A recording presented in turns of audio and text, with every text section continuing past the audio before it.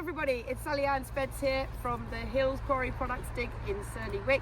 We've got material from the Ice Age and Jurassic, and with me is one of the project leaders. This is Dr. Neville Hollingworth, who's also a geologist as well as a paleontologist.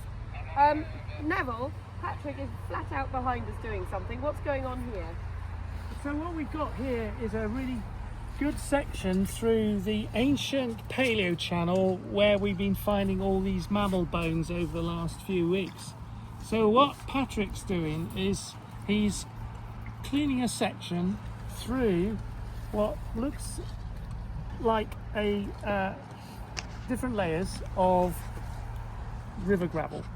But when you start to look at it a little bit more closely, you might notice that some layers are dipping more steeply than others. And you've got flat layers, and then you've got level layers that look a little bit inclined.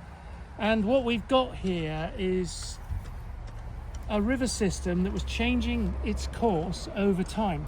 So you've probably got several thousand years of gravel that's accumulated here.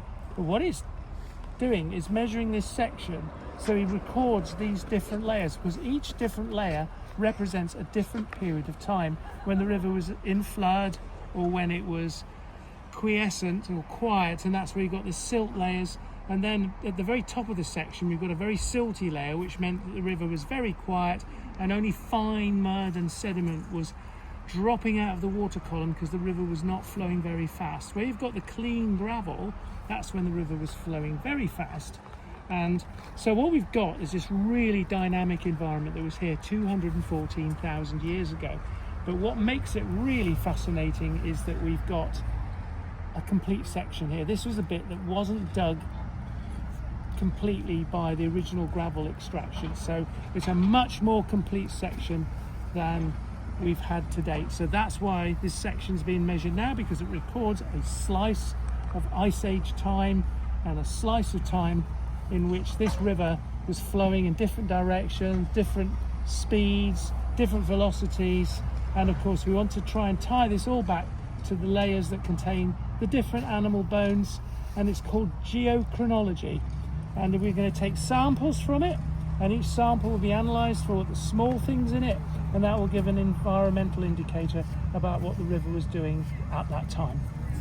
Well, that is absolutely fantastic. Thank you, Neville. And I understand that Patrick's in a race against time. Is that because we're below the water table here? We are below the water table here, and we have to excavate and then dewater it with what they call a trash pump, and then measure the section before it floods again, and it floods overnight. There's so much water coming through this gravel, it's quite amazing. We are below groundwater level.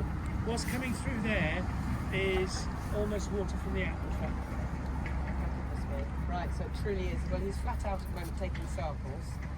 I do definitely pick up a sense of urgency.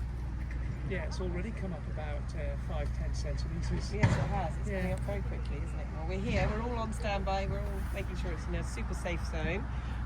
Neville, the dig so far, we are on the final week, the third and final week of the dig. You know, how's it been going, do you think? It's been absolutely incredible.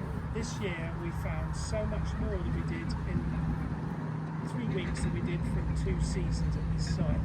We are in a race against time to rescue as much as we can, but we found the remains of all sorts of Ice Age animals, Jurassic, marine, fossils, reptiles, such as plesiosaurs and crocodile.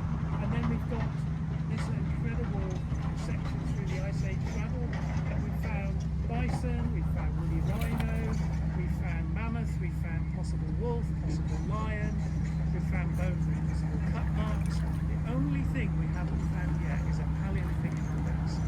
We're still looking for it, but you never know. We've got a few more days That's left quite to go. unusual, because I mean, not unusual, but last year in this same dig site we found 4. That's correct. And this time we've only found one ovate retouched scraper. So let's see how we get on. There's still time. There's still time. We have, how many more days of the dig do we have left? I'm just trying to think now. So today is Tuesday, Wednesday, Thursday, Friday, 4 more days. 4 more days, so it's all hands to the deck, so to speak, and get all that information while we've still got time. Thank you so much, Neville, for having a chat with us and bring us up to speed, and also telling us what Patrick is up to. This is such an amazing dig, and we want to keep bringing these videos to you live from the field, so bear with us because there is a bit of noise and everything going on around us. We've had lots of different weather too, but keep watching, and the hashtag is TUSForce.